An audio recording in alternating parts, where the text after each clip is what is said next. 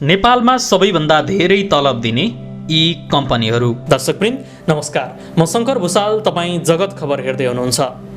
यो भिडियो कुन ठाउँबाट हेर्दै हुनुहुन्छ कृपया कमेन्ट गर्नुहोला। नेपालमा रोजगारीका अवसर कम छन्, अवसर नै छैनन्, जागिर भए पनि तलब कम छ, यस्तो गुनासो गर्नेहरूको सङ्ख्या निकै बढी छ र यो धेरै अर्थमा साँचो पनि हो। तर नेपालभित्रै यस्ता केही कम्पनी अथवा सङ्घ संस्थाहरू रहेका छन् जसले आफ्ना कर्मचारीहरूलाई दिने तलब निकै नै लोभ लाग्दो रहेको छ। नेपालका विभिन्न क्षेत्रमा अब्बल ठहरिएका केही कम्पनी तथा संस्थाले आफ्ना कर्मचारीहरूलाई तलब सुविधा बोनसका नाममा राम्रो तलब सुविधा दिने गरेका छन्। दर्शकवृन्द, आजको भिडियोमा हामीले यस्ता कम्पनीहरूको विषयमा चर्चा गर्न गइरहेका छौँ जुन कम्पनीहरूले आफ्ना कर्मचारीहरूलाई राम्रो तलब सुविधा दिने गर्छन्। आउनुहोस् पहिलो नम्बरबाट चर्चा गरौँ। कर्पोरेट क्षेत्रमा एनसेल। नेपाली कर्पोरेट क्षेत्रमा आफ्ना कर्मचारीहरूलाई सबैभन्दा बढी तलब दिने संस्था हो एनसेल। एनसेलमा तल्लो तहदेखि उपल्लो तहसम्म काम गर्ने कर्मचारीको तलब निकै नै लोभ लाग्दो रहेको छ। एनसेलमा कस्टम केयरदेखि व्यवस्थापकसम्म सबैको तलब निकै नै लोभ लाग्दो छ।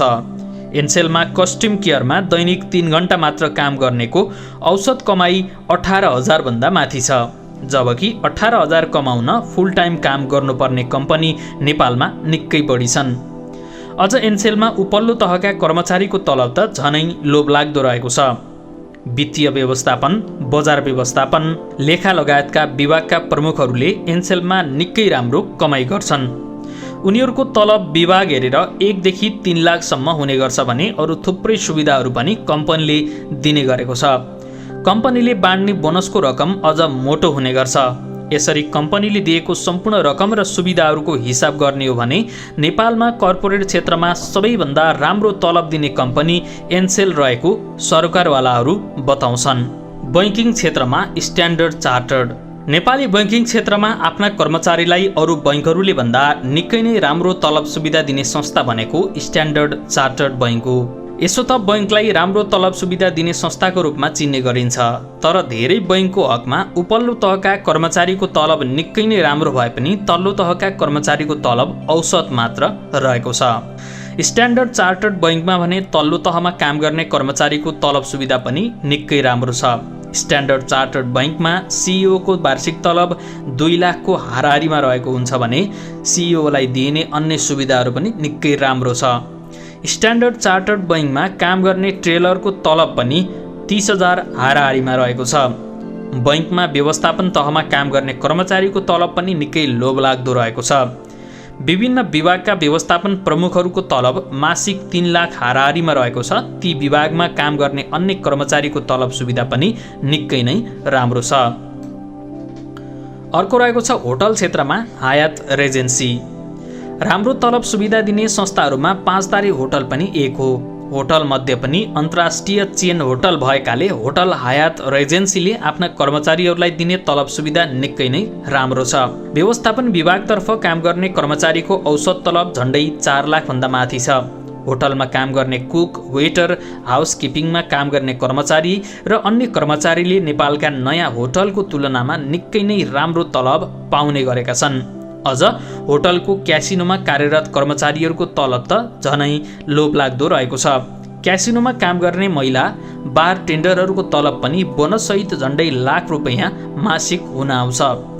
होटल तथा क्यासिनोमा भने पाहुनाहरूले दिने टिप्स बढी हुने भएकाले त्यसमा पनि बढी विदेशी मुद्रा हुने हुनाले कुल तलब बढी आएको हो। यसै गरी गैर सरकारी संस्थाहरूमा सेभ द चिल्ड्रेन। नेपालमा काम गर्ने विभिन्न गैर सरकारी संस्थाहरूमध्ये सबैभन्दा राम्रो तलब सुविधा दिने र गैर सरकारी संस्था भनेको सेभ द चिल्ड्रेन हो। यस संस्थामा काम गर्ने सवारी चालकदेखि लेखा अधिकृत वा प्रोजेक्ट व्यवस्थापकसम्मको तलब निकै नै लोभलाग्दो हुने गर्दछ। मैले सेभ द चिल्ड्रेनमा कम्प्युटर अपरेटर भएर 1 वर्ष काम गरेँ। मेरो औसत मासिक तलब झन्डै 90,000 थियो। सेभ द चिल्ड्रेनका एक भूपू कर्मचारीले बताए।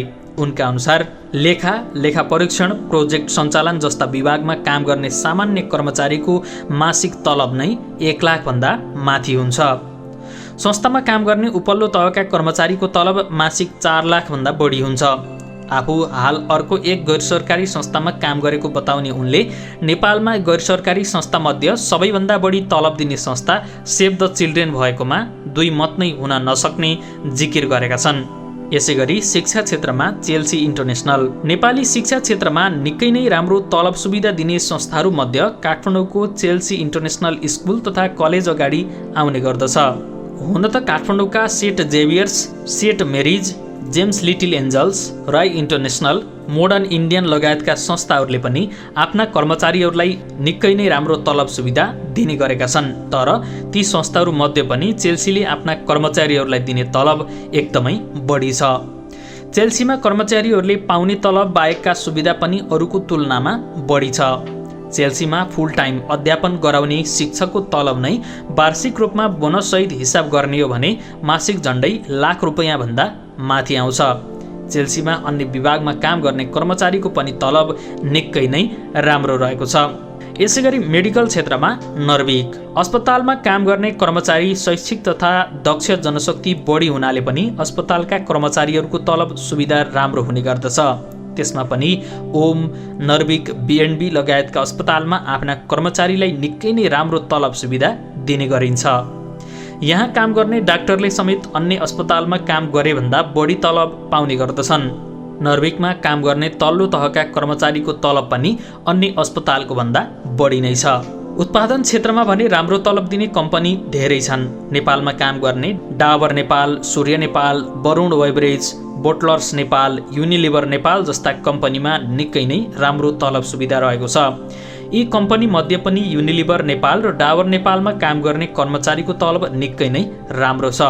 यी कम्पनीहरूमध्ये सूर्य नेपाल, युनिलिभर र डाबर नेपालमा तल्लो तहमा काम गर्ने कर्मचारीकै मासिक 30,000 भन्दा बढी तलब हुन्छ। उपल्लो तहका कर्मचारीको मासिक औसत तलब 3 लाख भन्दा बढी हुन्छ। बढी तलब सुविधा हुने संस्था तथा कम्पनीहरूमा जागिर खान गाह्रो हुनु स्वाभाविक नै हो। अझ त्यसमा पनि माथि उल्लेखित कम्पनीहरूमा जागिर खान निकै नै ठुलो पापड बेल्नुपर्छ। नेपालमा शैक्षिक जनशक्ति बढी हुनु र त्यही अनुसारको रोजगारीको अवसर नहुनुले ती कम्पनीहरूमा काम गर्न खोज्नेहरूको संख्या निकै नै बढी हुन्छ। यस्तो गैर सरकारी संस्थाहरूमध्ये एक सेभ द चिल्ड्रेनमा काम गर्न बढी अनुभवीलाई प्राथमिकता दिइने हुनाले पनि जागिर खान गाह्रो भएको संस्थाका एक कर्मचारी बताउँछन्। सामान्य भुइँ सफा गर्ने कर्मचारीको तलब कति होला हामीले सहजै अनुमान लगाउन सक्छौँ। तर भारतको हिन्दुस्तान युनिलिभर लिमिटेडमा सामान्य पियनको तलब र भत्ता यहाँको प्रतिष्ठित कम्पनीमा काम गर्नेको भन्दा बढी छ। कम्पनीमा करोडमाथि तलब बुझ्ने 169 जना प्रबन्धक छन्। 10 लाख मासिक तलब बुझ्ने थुप्रै छन्। यसको नेपाल शाखामा काम गर्ने कर्मचारीको तलब पनि अपत्यारिलो नै छ। युनिलिभर नेपालमा तल्लो तहमा काम गर्ने एक कर्मचारीले समेत आफ्नो तलब 50,000 हाराहारीमा हुने गरेको बताए। कर्पोरेट दुनियाँमा 400 भन्दा बढी सिइओ उपलब्ध गराइसकेको युनिलिभर विश्वभर सिइओ फ्याक्ट्रीको रूपमा समेत चिन्ने गरिन्छ।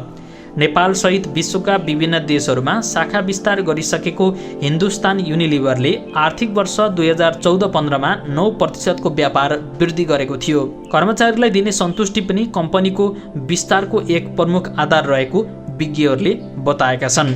दर्शकवृन्द, यी त थिए आफ्ना कर्मचारीहरूलाई एकदमै धेरै तलब तथा सुविधा दिने चर्चित कम्पनीहरू। हवस् त आजलाई भिडियो यति नै। तपाईलाई आजको भिडियो कस्तो लाग्यो कृपया आफ्नो प्रतिक्रिया हाम्रो तलको कमेन्ट बक्समा लेख्न नबिर्सनुहोला। यस्तै रोचक, रमाइलो र जानकारीमूलक भिडियोको साथमा हामी फेरि उपस्थित हुनेछौँ। आजलाई भने हामी सबैलाई बिदा दिनुहोस्। नमस्कार।